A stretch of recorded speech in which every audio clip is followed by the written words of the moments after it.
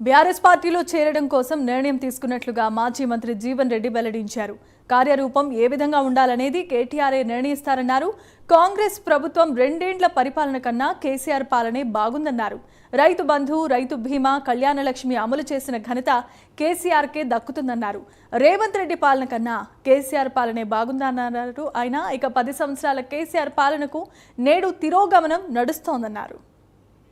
ఇప్పుడు మెరుగైనటువంటి ఒక పాలన కావాలని కోరుకుంటారే. ఎన్నికలు వస్తున్నాయని చెప్పంటే గత ప్రభుత్వం కంటే మెరుగైన పాలన కావాలని కోరుకుంటారు. ఇలా కేసీఆర్ గారు దశాబ్ద కాలం ఏదైతుందో వారు 10 సంవత్సరాల కాలంలో కొంత వారు చేసే ప్రయత్నాలు చేసిండు.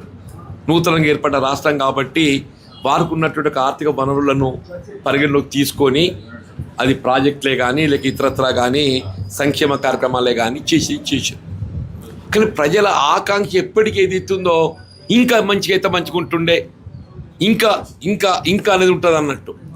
కాంగ్రెస్ వస్తే ఇంకా మెరుగైన విధంగా చేస్తుంది కావచ్చు అనే భావనతో ఏదైతుందో ప్రజలు మార్పు కోరారు, మెరుగైన పాలన వస్తుందని చెప్పండి. కానీ ఏమైపోయింది, ఈ 2 సంవత్సరాల పాలన చూసిన తర్వాత ఈ రేవంత్ రెడ్డి కూడా పెద్ద మనిషి కేసీఆర్ గారు మంచిగుంటారా, కనీసం చెప్పినా చెప్పకుండా ఏదైతుందో రైతులకు పెట్టుబడి సమకూర్చిండు. అసలు వాస్తవం ఏదైతుందో రైతు బంధు అనేది రైతుకు ఎన్నికల్లో చేసిన వాగ్దానం కాదా అన్నాడు కేసీఆర్. అయినా కానీ ఏదైతుందో దేశంలో ఎక్కడ లేని విధంగా పంటకు 5,000, 2 పంటలు 10,000 రూపాయలు ఏదైతుందో వాళ్ళు సమకూర్చిందని చెప్పి అంటున్నాను నేను. రైతు బీమా ఏనాడు ఏ రైతు కూడా ఊహించలేని చెప్పి అంటున్నా. ఏదైనా రైతు అకాల మరణానికి గురైనట్టయితే అది సహజ మరణమే కానీ ప్రమాదమే కానీ ఆ కుటుంబానికి 5 లక్షల రూపాయల ఆర్థిక సహాయం సమకూర్చడం దేశంలో ఎక్కడ కూడా జరగలేదు చెప్పంటున్నాను నేను. ఒక ఆడబిడ్డ పెళ్లికి ఏదైతుందో కళ్యాణ లక్ష్మి, షాదీ ముబారక్ 5 లక్షల రూపాయలు సమకూర్చడం ఎక్కడ లేదు.